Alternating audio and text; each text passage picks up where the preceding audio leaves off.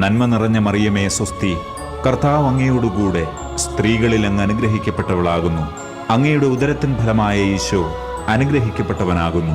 പരിശുദ്ധ മറിയമേ, തമ്പുരാന്റെ അമ്മേ, പാപികളായ ഞങ്ങൾക്ക് വേണ്ടി ഇപ്പോഴും ഞങ്ങളുടെ മരണസമയത്തും തമ്പുരാനോട് അപേക്ഷിക്കണമേ. ആമേൻ.